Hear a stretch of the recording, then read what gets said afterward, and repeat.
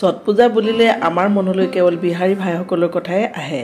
ছট পূজা আহিলে তেওঁলোকৰ যিটো উলহ মালহ দেখা পাওঁ, স্বাভাৱিকতে এইটোৱে মনলৈ অহাটো সাধাৰণ কথা।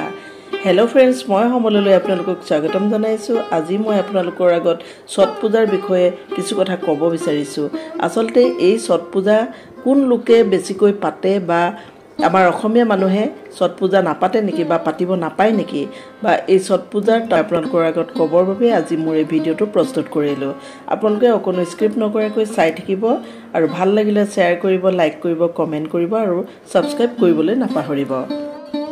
ছট পূজা আচলতে ছট বুলি আমি সাধাৰণতে কওঁ, কিন্তু ইয়াক ছট বা ছঠ এই দুয়োটা নামেৰে নামাংকিত কৰা হৈছে আৰু এই পূজাত সূৰ্য দেৱতাৰ পূজা কৰা হয়।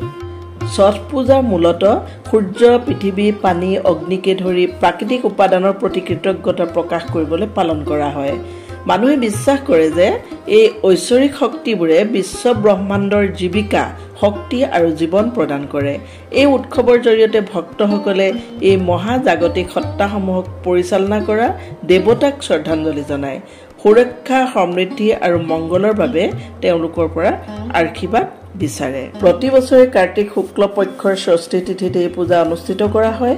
এই উৎসৱৰ মূল দেৱতা সূৰ্য আৰু তেওঁৰ দুই পত্নী উষা আৰু সন্ধ্যা। কিছুমানৰ মতে উষা দেৱীক চঠী মায়া এই বুলিও সম্বোধন কৰা হয় আৰু তেওঁ সূৰ্য দেৱতাৰ সৰু পত্নী আছিল আৰু সেইবাবে তেওঁক চঠী মায়া বুলি কোৱা হৈছিল আৰু সেই নামেৰে এই উৎসৱটিৰ নামো হৈছে ছট উৎসৱ। আনহাতে কিছুমানৰ মতে ষষ্ঠী তিথিত অনুষ্ঠিত হোৱাৰ বাবে ষষ্ঠী শব্দৰ পৰাই উৎসৱটিৰ নাম ছট বা ছঠ হৈছে। পূজাৰ উৎপত্তি সম্পৰ্কে কোনো স্পষ্ট ধাৰণা নাই। পৌৰাণিক আখ্যানত ছট পূজাৰ লগত মিল থকা বহুতো উৎসৱ দেখা যায়।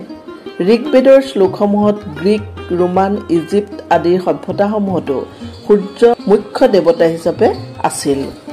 ৰামায়ণত উল্লেখ মতে ৰামৰ কুল দেৱতা সূৰ্যৰ বাবে ৰাম আৰু সীতাই এই পূজা কৰিছিল।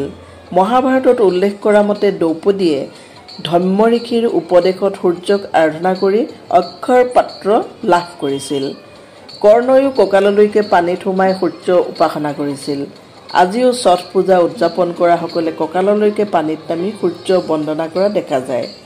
পঞ্চপাণ্ডৱৰ পিতৃ পাণ্ডুৱেও ঋষি সত্যৰ মহাপাপত প্ৰায়শ্চিত্তৰ কাৰণে পত্নী কুন্তি আৰু মাদ্ৰীৰ লগত বনত থাকোঁতে পুত্ৰ প্ৰাপ্তিৰ বাবে সৰস্বতী নদীৰ পাৰত সূৰ্য উপাসনা আৰু ব্ৰত কৰিছিল। ছট পূজাত সূৰ্যক জলৰ অৰ্ঘ্য দিয়া হয়। সূৰ্যক জলৰ অৰ্ঘ্য দিয়াৰ সময় হ'ল সূৰ্য ওলোৱাৰ আগত, মানে সূৰ্য উদয় হোৱাৰ অলপ আগত। ৰঙা আভা আকাশত দেখা দিওঁতে সূৰ্য দেৱতাক জল অৰ্পণ কৰিব লাগে। আকৌ সন্ধিয়া সূৰ্য অস্ত যোৱাৰ সময়তে জল অৰ্পণ কৰিব লাগে। এতিয়া কথা হ'ল, অসমীয়া লোকে ছট পূজা কৰিব নাপায় নেকি? কিন্তু তেনেকুৱা ধৰণৰ কথা নহয়। এই পূজা আচলতে সূৰ্য দেৱতাৰ পূজা। সনাতন হিন্দু ধৰ্মত 5টা পদ্ধতিত বা 5টা মাৰ্গত 5জন ইষ্ট দেৱতাক ভগৱান বুলি আৰাধনা কৰে আৰু সেইকেইজন হ'ল গণেশ, শিৱ, শক্তি, বিষ্ণু আৰু সূৰ্য। এয়াই হৈছে সনাতন ধৰ্মৰ মাৰ্গ বা পঞ্চ আৰাধনা। আৰু এই আটাইকেইজনকে পূজা একেলগেও কৰিব পাৰে, নতুবা তাৰে এটা নিৰ্দিষ্ট মাৰ্গৰ আৰাধনাও কৰিব পাৰে। অসমত ঘাইকৈ বিষ্ণু, শিৱ, শক্তি পূজা এইবিলাক বেছিকৈ কৰা হয়। মহাৰাষ্ট্ৰত গণেশৰ পূজাক বেছিকৈ প্ৰাধান্য দিয়া হয়। আনহাতে উত্তৰ ভাৰতত বিহাৰ, উত্তৰ প্ৰদেশ আদিত বেছিকৈ সূৰ্যক পূজা কৰা হয় আৰু যাক তেওঁলোকে ছট পূজা বুলি কয়।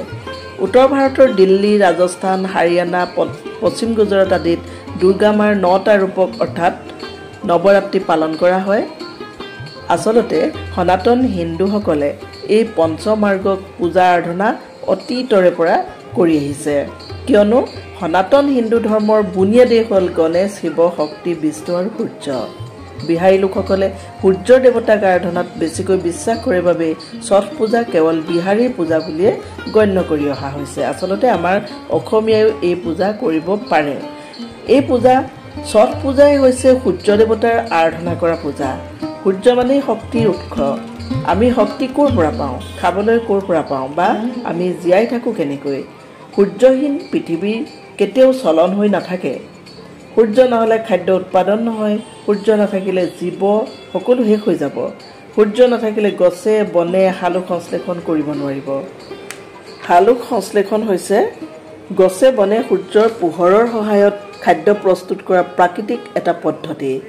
সূৰ্য নহ'লে গোটেই জীৱকুল ধ্বংস হৈ যাব।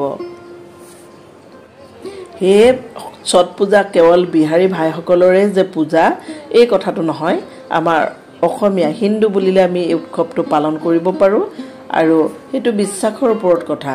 মহাভাৰতত বীৰ যোদ্ধা কৰ্ণই প্ৰতি পুৱাই সূৰ্যোদয়ৰ আগতেই নদীত নামি সূৰ্যক জলৰ অৰ্ঘ্য দি পূজা কৰি অপাৰ শক্তিৰ অধিকাৰী হৈছিল।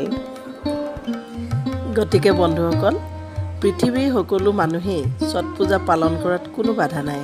আমিও সেই দিনটোত ছট পূজা পালন কৰা সকলৰ লগত একেলগে সূৰ্য দেৱতাক জলৰ অৰ্ঘ্য দিয়াতনো কি আপত্তি থাকিব পাৰে।